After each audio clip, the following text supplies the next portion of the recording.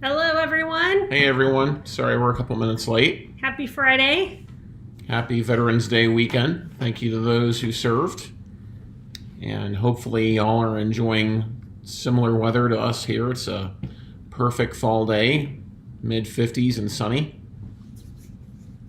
I combined both of my two loves today. We got some K-State action going on, but also in a little bit of fatigues here to support our troops.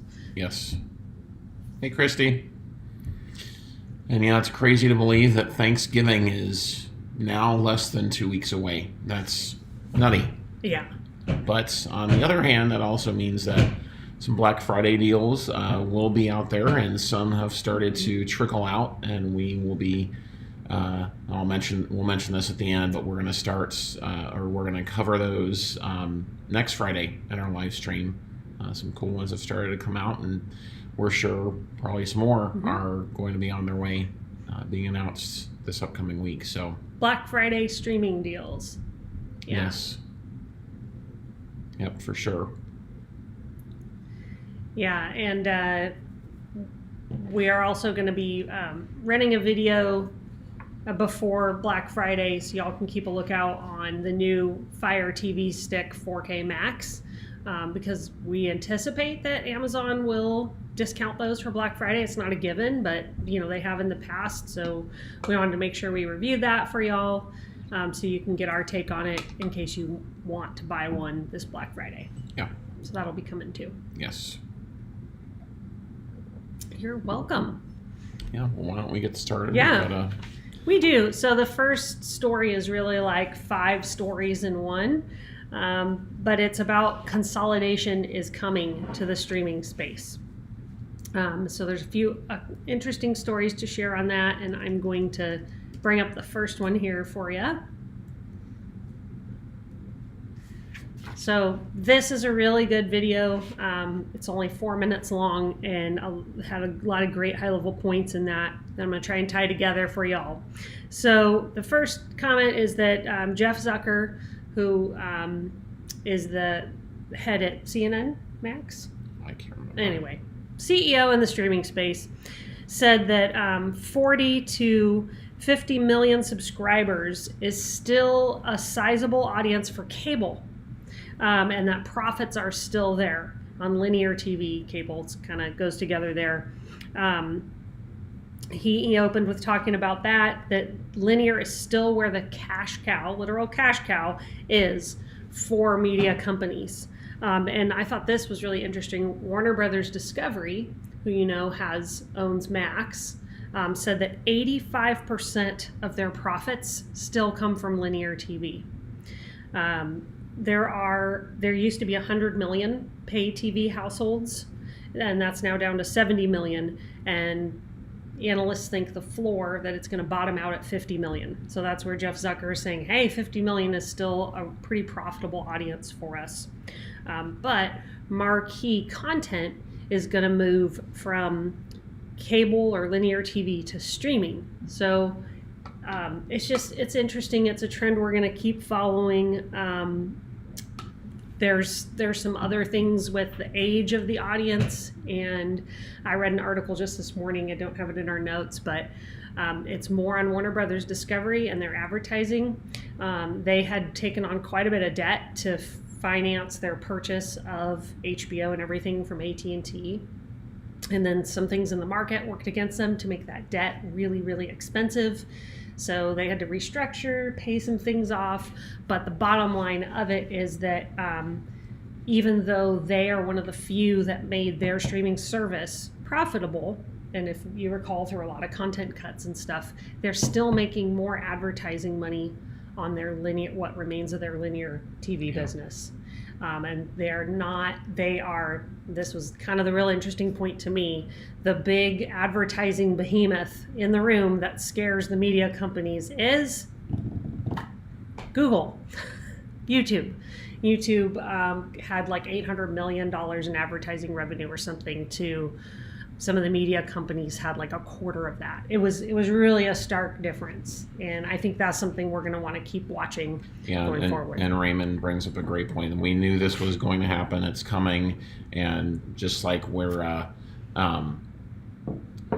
Disney announced that they're going to be merging Hulu and Disney Plus together, and they're under the same umbrella, but we've already started to see rumors, and there's going to be a lot more rumors about what platforms are going to join together. And just read this morning that Paramount Plus and Warner Brothers and Verizon is putting together a deal for, is it Netflix and Max? Yes. Bundling them together. Ad-free Netflix and ad-free Max for $10. Ad-supported for Netflix and Max for $10 a month.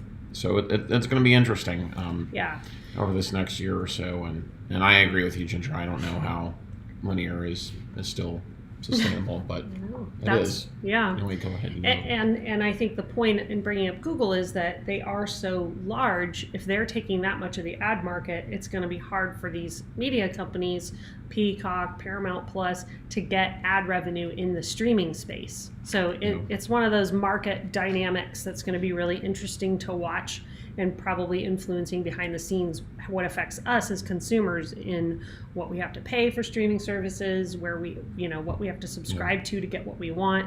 And that just the last thing to note from that first video is that this consolidation is going to take, people think, a few more years to finally shake out. So it's not like it's going to happen over the next 6 months, but over the next couple of years.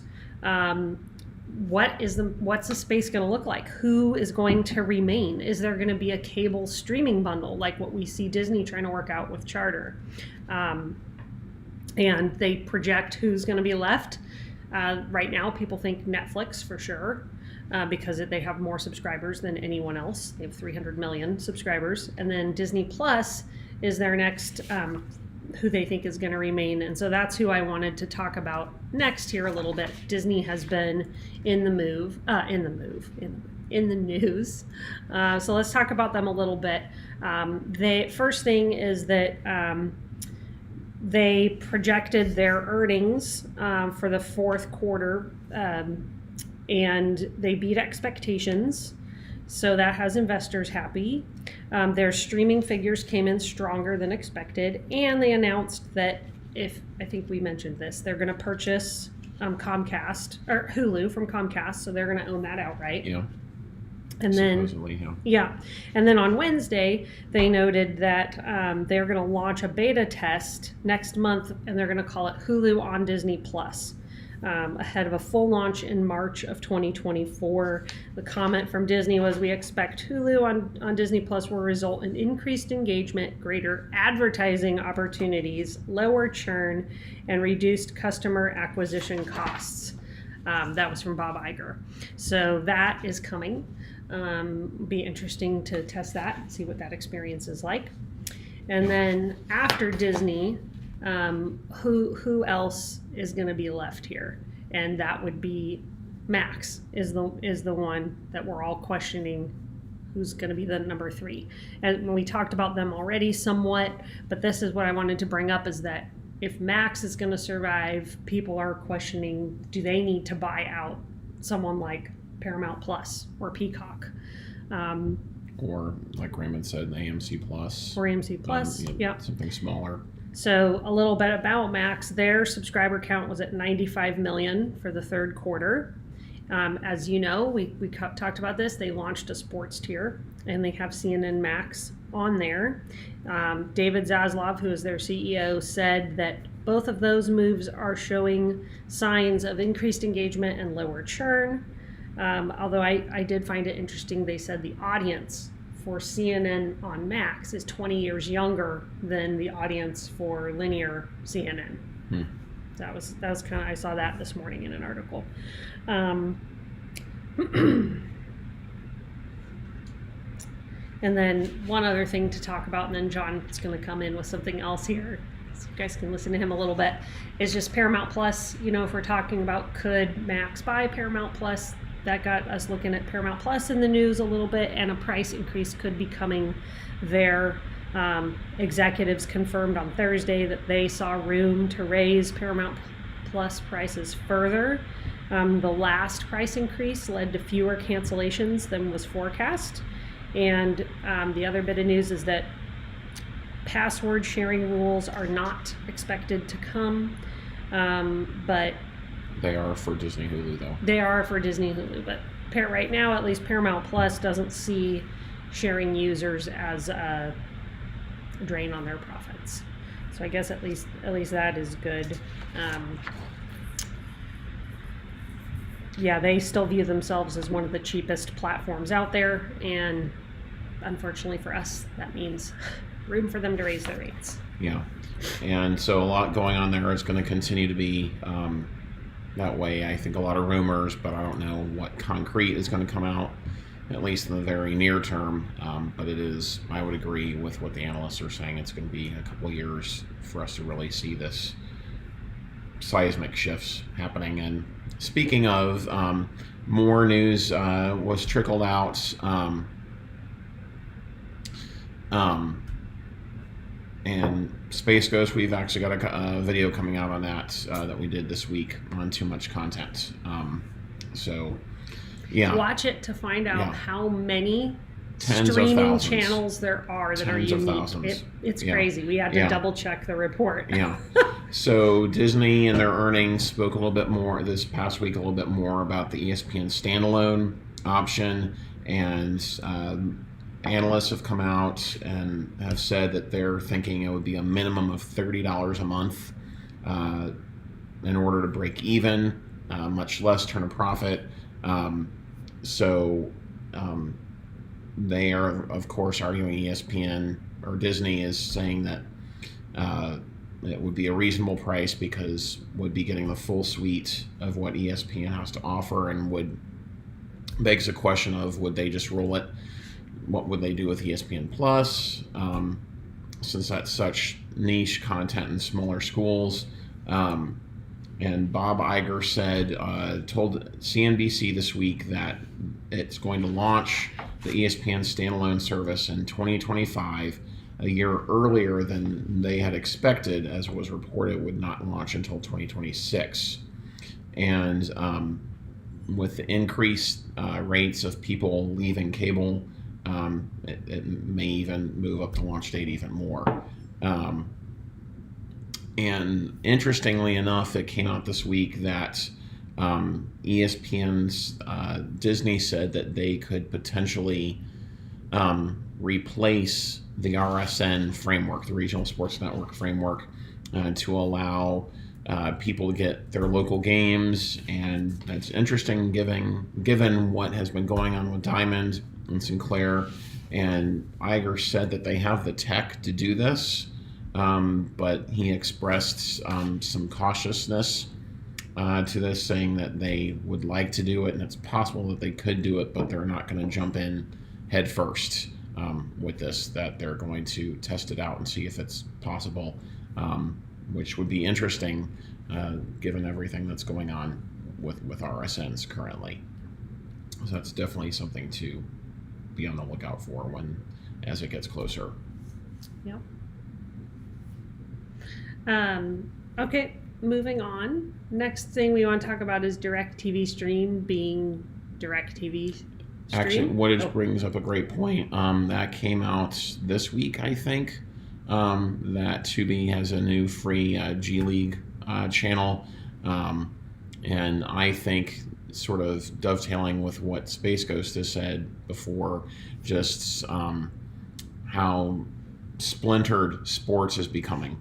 And Tubi is growing so much, and they make money hand over fist with it through ads.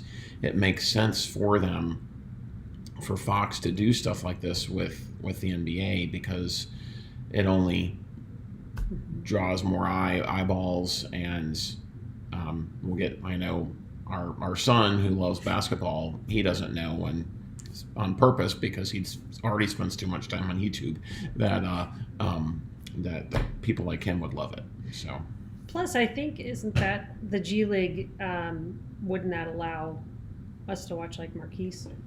Yeah. So yeah, for K-Staters out there who want to watch Marquise Noel play, that free G League channel on Tubi could be a way to do that. Yeah. So always got to promote our cats.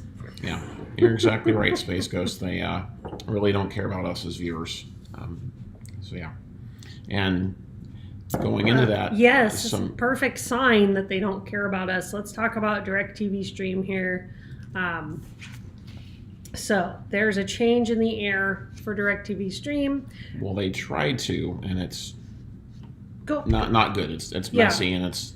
Well, why don't I say what they did, and then you can, because I know it changed even since we wrote this out. But it enacted a price increase on all of its plans, and now it's rolling out some updates that will give potential new subscribers more choice, but they'll also see a new schedule of fees introduced. It's introducing 2-year contracts, allowing customers to lock in their subscription price. And it updated its fee schedule, introducing a regional sports network fee, and then other new fees like an early termination charge and a one-time activation fee.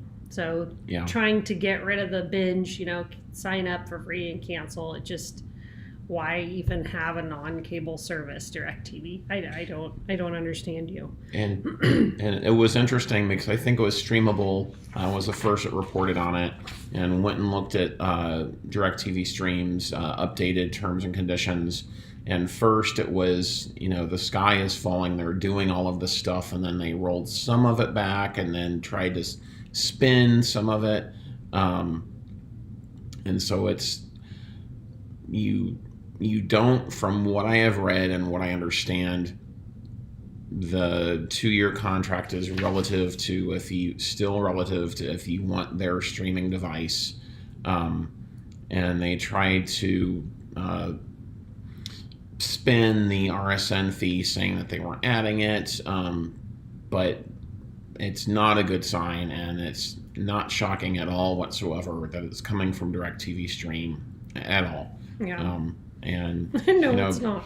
There's been speculation here and there over the years if live TV streaming services would add on contracts, and this is the first dipping the toe into the water of this, I think, and not surprising that it's coming from DirecTV Stream, and was interesting to watch. And it's a shame because I think generally outside of cost, it's an okay service. We've never had issues with it when we have tested it, and I know generally people do like it, again with costs as the big caveat there. And these fees, I can't stand them.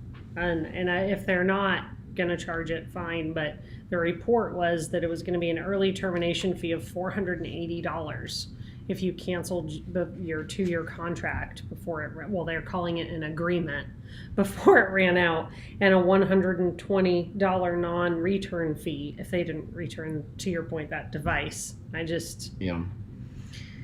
hate that. Yeah. It's so ticky-tack. Yeah. And you're right, Raymond. It does pretty much stink, especially with them doing this. Andy, it is interesting with the RSNs, since Disney had to spin off the Fox RSNs when they bought 20th Century a couple of years ago. It'll be interesting to see how that shakes out. Yeah, because wasn't that to avoid kind of a monopoly type situation? Yeah, as a regulatory So it'd be interesting as they go direct to consumer with ESPN, Disney does, how that's going to be handled from a regulatory perspective, if at all. Maybe it doesn't. But no. So speaking of RSNs, this happened last week, I believe, when we were off, is that Sinclair made an offer to Diamond Sports Group to regain Bally sports channels for, from what I've read, pennies on the dollar, $850 million. And Diamond is still a Sinclair subsidiary, but that has prevented Sinclair from having any control in operations since December. And if Sinclair did purchase Diamond, it would in all likelihood strip the company and sell it for parts. The New York Post said that Sinclair is once again interested in purchasing Bally Sports channels, or at least their assets, but for a fraction of what they paid for them in 2019. And you need to get to that. And I don't like the New York Post. They put up all sorts of pop-ups. They really do. And I don't want to see that Saks Fifth Avenue ad. Yeah. Sorry about that, guys. There we go. Yeah. So, Post reported that Sinclair has partnered with Bally's owner to offer around $850 million to regain control of its subsidiary. So that begs the question of, if Diamond is already a subsidiary of Sinclair, why would Sinclair have to pay to get control of those channels again? Mm-hmm. Sinclair has had no day-to-day control over DSG since last December, when Diamond's board voted to strip Sinclair of its duties and appointed David Preschlak, it's probably mispronounced, as CEO to guide it. In March, DSG entered bankruptcy proceedings, which it's still in the midst of, and recently asked the judge overseeing its case to give it until January to turn its debt restructuring plan in. And that was originally due at the end of September. And that sort of goes in with the NBA striking a deal with Bally. They're staying on Bally RSNs supposedly for the rest of this season. That's according to a report from Sports Business Journal, which states that they reached a deal with DSG, whose details were partially unveiled in a bankruptcy meeting on Monday of this week. It will keep NBA teams partnered with their respective Bally RSNs and streaming on the app for the rest of the regular season. After this season, those rights will revert back to the NBA. Under the previous agreement, the rights did not revert until the end of the 24-25 season. NHL may supposedly agree to a similar deal in coming weeks. And so this is, on one hand, it's good, but it's just continuing issues. And then the one other thing here is, the other big news is that if Bally fails to get a renewal deal with Spectrum early next year, the NBA can terminate its contract with the RSN, according to the report from Sports Business Journal. And that likely gives Spectrum power negotiations that are up for renewal in 2024. And there's a little bit of news about baseball too. They reached a deal. They're gonna stop airing Major League Baseball games after 2024. Possibly, yes.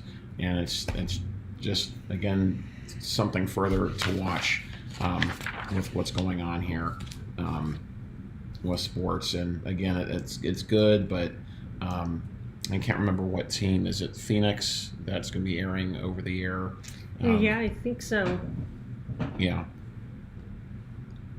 Yeah, and Raymond, that's correct what you're saying. Antenna Man said to expect more TV blackouts. I actually read this morning that it looks like YouTube TV may get into a carriage dispute with Gray TV. And that's going to affect some local stations. It didn't seem too terribly widespread, but still another carriage dispute. It's not yet, but Gray has come out saying that they fear that YouTube TV is going to balk at them, and we're going to continue to see this. And you're having, and we've discussed this on previous live streams, where you have these live services that are lining up that aren't wanting to be treated like cable, and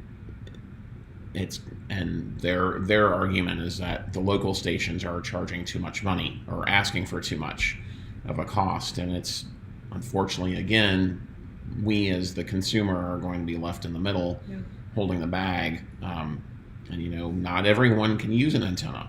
Not everyone's in a good location to use one. Not everyone has the technical know-how to use one. Not everyone may want to use one because it's not always convenient. And so it leaves, a lot of people in the lurch. And that's what stinks throughout all of this.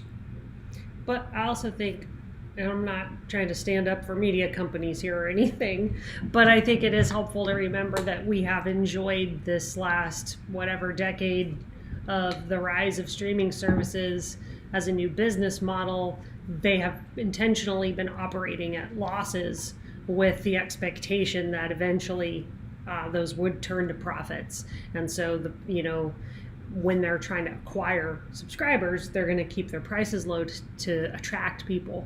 But we always knew that wasn't going to last. And unfortunately that, so I just think that's helpful to think of too when, the live TV, these local TV networks, they want their piece of the pie. The streaming services are now going to start, they're at the point in their company's operating cycle where they need to be profitable, and eventually just end up back where we were with cable. Yeah, and that's, at least now we have free services, and I've read numerous reports over the last week how more and more people are watching free services because they prefer to watch Comfort TV, yep, classic shows that they're used to, as opposed to what we're going to be seeing for a while now because of the strikes, reality TV or whatever else is. And I know for me, the thing I watch the most is Seinfeld. I don't know how many times I've been through the series, but if I have time to sit down and watch something, I'm going to watch Seinfeld, or I'm going to watch a series on HBO that I've watched before that I really enjoy. I'm just finishing up Boardwalk Empire again. I like mob shows, so yeah. Yeah, and what can you do?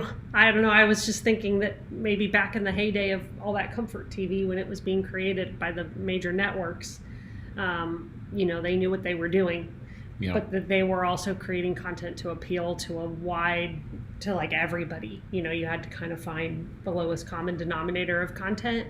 So I get the downside to that is a lot of like more individual stories weren't told. So that's been cool that streaming has allowed those stories to come out. But we want to be careful to like look back and realize there was really quality content then, and we'd like to see that come back. And it was free to us because it was just on if you got through your antenna, just on your local TV channels. Yeah. So, well, that's pretty much everything we have for today, guys. Like I said at the beginning of the live stream, next week we're going to be covering Black Friday deals that are coming out. Some have started to trickle out already, and I'm confident that more will be next week as well. So I've not seen anything service-wise, but I've seen device-wise, which are some good deals. So we are going to be covering that next week. Tune back in next week. Grab some of those deals if you don't already know about them. We'll do our best to bring you maybe some of the ones that you might not otherwise know about. Yeah. All right. Yeah, everyone enjoy the weekend. We're gonna enjoy ourselves down in Manhattan, Kansas, cheering on our cats. Yep, on our way there after this. So to all those K-State fans out there, Emon. Take care, all. Yes. See you next week. Have a great weekend.